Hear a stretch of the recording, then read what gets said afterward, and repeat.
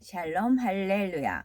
요한 1서 2장 24, 25절이요. 너희는 처음부터 들은 것을 너희 안에 거하게 하라. 처음부터 들은 것이 너희 안에 거하면 너희가 아들과 아버지 안에 거하리라. 그가 우리에게 약속하신 것은 이것이니 곧 영원한 생명이니라. 요한 1서 2장 15, 16절. 이 세상이나 세상에 있는 것들을 사랑하지 말라. 누구든지 세상을 사랑하면 아버지의 사랑이 그 안에 있지 아니하니 이는 세상에 있는 모든 것이 육신의 정욕과 안목의 정욕과 이생의 자랑이니 다 아버지께로부터 온 것이 아니요 세상으로부터 온 것이라. 아멘. 3차 영혼육 7번째, 육의 것들을 신속하게 벗어버리는 구체적인 방법에 대해서 살펴봅니다. 원래 하나님께서 창조하신 첫사람 아담은 영에 속한 영혼육을 갖고 있었습니다. 그러나 하나님의 말씀에 불순종하여 범죄한 후로 아담과 그의 후손들의 영혼육은 육에 속한 영혼육으로 변질되어 버렸지요. 생명이었던 아담의 영이 죽은 영이 되었고 진리의 지식만 담아서 진리로만 혼의 작용을 했던 것이 비진리를 담고 활용하는 혼의 작용으로 바뀌었습니다. 영원히 죽지 않고 늙지 않던 육도 늙고 변질되고 썩어지는 육으로 변했지요. 이렇게 육에 속한 영혼육을 다시 영에 속한 영혼육으로 회복시키는 것이 바로 하나님께서 우리를 이 땅에 경작하시는 목적입니다. 육에 속한 영, 혼, 육을 다시 영에 속한 영, 혼, 육으로 회복시키는 것이 바로 하나님께서 우리를 이 땅에 경작하시는 이유입니다. 우리가 영에 속한 사람으로 완전히 온전히 변화되었을 때 하나님의 형상을 닮은 하나님의 자녀로서 전국에서 큰 영광을 누리게 됩니다. 이 땅에서도 하나님의 자녀된 권세를 가지고 기도하고 구하는 것마다 응답받고 축복받아 하나님께 영광만 돌리는 삶을 살게 되지요. 그러므로 주를 믿는 자녀들은 하루하루의 시간들을 날마다 영에 속한 영혼육으로 변화되어 가는 귀한 시간으로 활용해야 됩니다. 선악과를 두신 이유를 살펴보도록 하면 영에 속한 영혼육을 가진 아담이 선악과를 따 먹음으로 범죄하여 육에 속한 영혼육으로 변질되었습니다. 선악과가 없었다면 아담이 선악과를 따 먹지도 않았고 육에 속한 영혼육으로 타락할 일도 없었겠지요. 그런데 굳이 하나님께서는 선악과를 두심으로 사람이 육을 체험한 후에 다시 영에 속한 영혼육으로 회복되게 허락하신 것입니다. 육을 알지 못하는 영은 완전한 영이라 할 수 없기 때문이지요. 바로 상대성을 알게 하시려는 것입니다. 불행을 체험하지 못한 사람은 진정한 행복을 느낄 수 없고 고통을 겪어보지 못한 사람은 참 평안의 기쁨을 누릴 수가 없습니다. 배고파 본 사람만이 풍성한 음식에 감사할 줄 알고 병들어 아파 본 사람은 건강의 소중함을 압니다. 선악과를 따 먹기 전 아담은 슬픔도 고통도 불행도 체험해 본 일이 없었습니다. 에덴에서 모든 좋은 것을 누리면서도 자신이 정녕 행복하다고 느낄 수 없었지요. 그러니 영에 속한 영혼육을 가졌다고는 해도 하나님의 잠자녀가 될 수 없었던 것입니다. 곧 육을 알고 육의 것을 체험해 본 상태라야 영으로서의 진정한 가치를 지닐 수 있다는 말입니다. 그래서 하나님께서는 경작의 섭리 속에 선악과를 두셨고 선악과를 따먹으면 어떤 고통을 겪게 될지를 아담에게 다 알려주셨습니다. 선악과를 따먹지 말라고 금하기는 하셨지만 그 결과에 대해서 충분히 알려주시고 자유의지 가운데 아담이 선택할 수 있게 하신 것입니다. 아담이 진정한 의미의 영의 사람이었다면 불순종의 결과로 다가올 모든 불행이 얼마나 고통스러운 것인지 알았을 것이고 하나님께 순종하는 것이 얼마나 행복인지를 깨닫고 감사했겠지요. 6이 얼마나 추하고 악한 것인지 영에 속한 것이 얼마나 좋은 것인지를 알았을 것입니다. 그러니 아무리 선악과가 탐스럽게 열려 있어도 영원히 따먹지 않았겠지요. 그러나 육을 겪어보지 않은 아담은 자유의지 가운데 스스로 육을 받아들여 변질될 수 있는 가능성이 있었고 그러므로 이러한 상태에서는 온전한 영적인 존재를 할 수가 없었던 것입니다. 하나님께서는 육을 체험해 본 상태로서의 진정한 영의 사람을 원하셨습니다. 하나님께서는 육을 체험해 본 상태로서의 진정한 영의 사람을 원하셨습니다. 하나님의 사랑의 중심에서 우러난 감사를 드리며 영원히 변질되지 않고 사랑을 나눌 수 있는 참된 자녀를 원하셨지요. 그렇기 때문에 선악과를 두셨고 오늘날과 같은 인간 경작을 허락하신 것입니다. 그런데 역으로 영을 알지 못하는 육은 더더욱 아무런 가치가 없다는 사실도 반드시 기억해야 합니다. 하나님께서 사람을 창조하신 목적은 결국 영에 속한 참 자녀를 얻기 위해서입니다. 선악과를 따먹어서 타락함으로 육을 알게 되었다 해도 그 상태로는 사람으로서의 가치가 없는 것이지요. 영으로 변화되지 않고 계속 육에 머물러 있으면 하나님과 아무 상관이 없이 죄의 종으로 살다가 결국은 죽어서 지옥으로 가는 것입니다. 육에서 벗어나 영에 속한 존재로 변화되어야 하나님께서 인간을 창조하신 목적이 이루어지는 것입니다. 이를 위해 하나님께서는 만세 전에 예수 그리스도를 통한 구원의 도를 예비하셨습니다.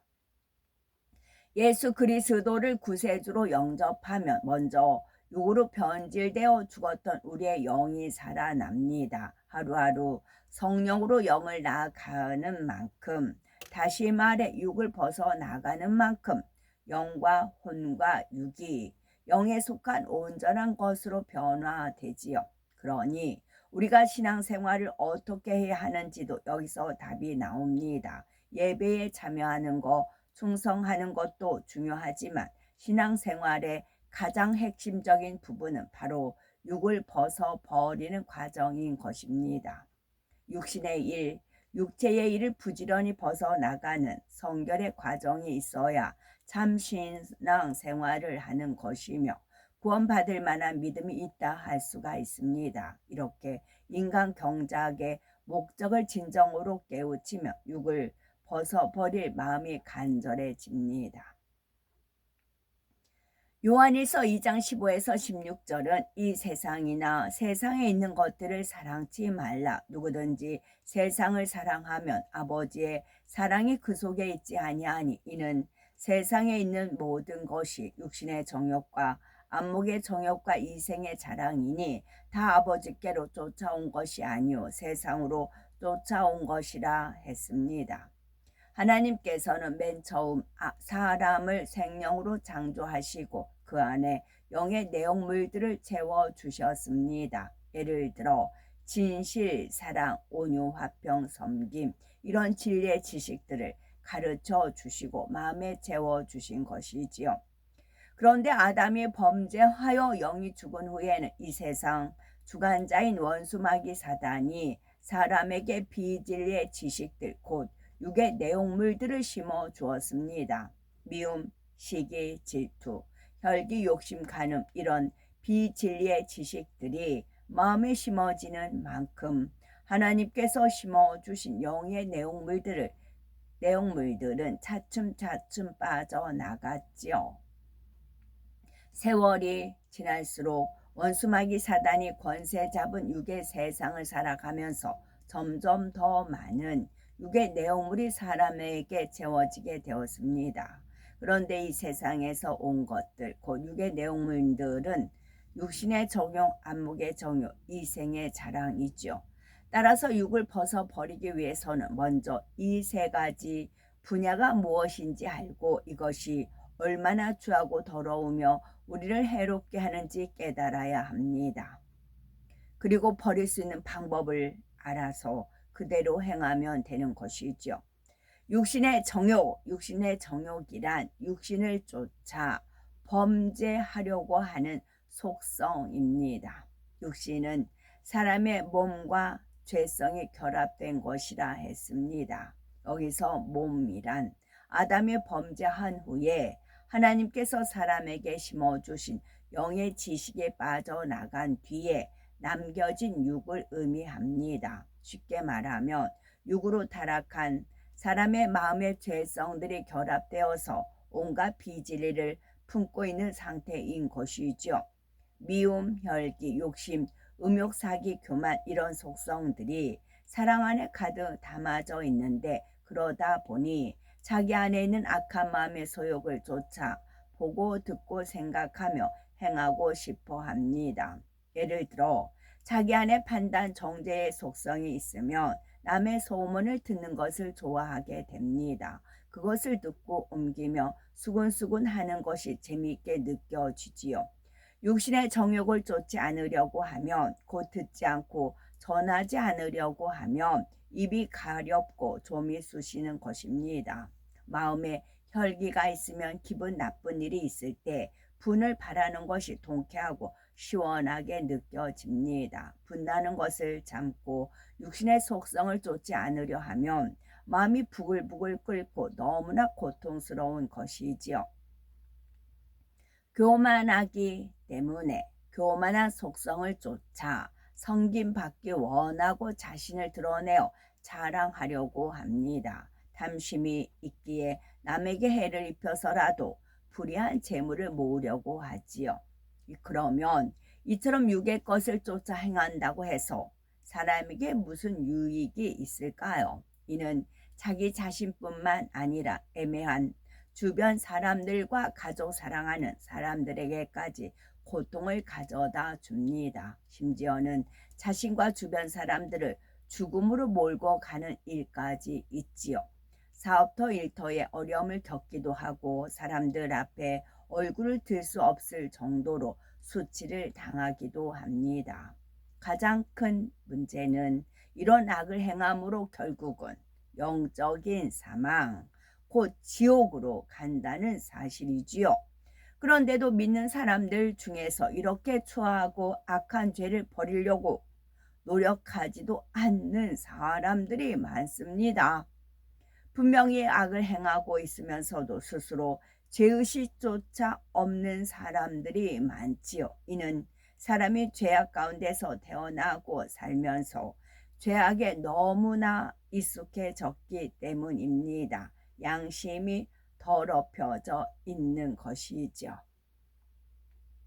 사람은 태어날 때부터 원죄를 갖고 태어나며 부모의 죄를 기 속에 물려받게 됩니다. 또 자라면서 보고 듣고 배우는 것들도 대부분 비진리의 지식들이지요.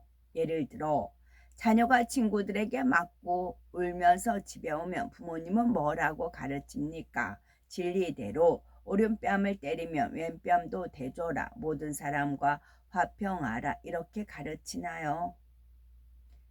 아니면 왜 바보같이 맞고 다니냐. 한 대 맞으면 두 대를 때려서라도 너를 우습게 보지 못하게 해야지 라고 야단을 치시는지요. 그러면 아이들에게 맞고만 있으면 잘못하는 것이고 때려야 옳은 것이구나 하고 입력이 되게 되는 겁니다. 이렇게 어릴 때부터 잘못된 비진리의 지식을 마치 옳은 지식처럼 입력시켜 오는 것입니다. 어두운 곳에서는 더러운 것이 보이지 않는 것처럼 세상에서 죄로 물든 마음으로는 죄를 분별하기가 어렵습니다. 그러나 하나님의 말씀을 배우면 마치 밝은 빛으로 더러운 것을 비추는 것처럼 죄악이 분별되고 죄를 버릴 수 있게 됩니다. 그래서 부지런히 하나님의 말씀을 읽고 듣고 가르침 받아야 하는 것입니다. 자신의 악을 발견하면 불같이 기도하며 금식하면서 버리기 위해 노력해 나가야지요. 마음에 영의 것을 채워 나가면 육이 하나하나 빠져나가게 됩니다. 전도서 12장 13절에 말씀하신 것처럼 사람의 본분은 사람을 경외하고 사랑하는 데 있습니다. 얼마만큼 육을 버리고 영의 사람으로 변화되는지에 따라 그 사람의 가치가 결정이 됩니다. 사람의 가치는 육을 버리고 영의 사람으로 변화되는 만큼 가치가 결정이 됩니다. 육에 머물러 있으면 사람의 본분도 다하지 못하는 것이며 사람으로서의 가치가 없어서 결국은 지옥에 들어가게 됩니다. 농사를 지어서 알곡이 아닌 쭉정이가 나오면 아무리 아까워도 태워버려야 하는 것과 마찬가지입니다. 경작의 목적을 깨닫고 참다운 하나님의 자녀들로 변화되어 천국에 다 들어가시며 하나님 보좌 더욱 가까운 곳에 거하실 수 있는 복되고 아름다운 우리가 되셔야 되겠습니다. 아멘. 샬롬.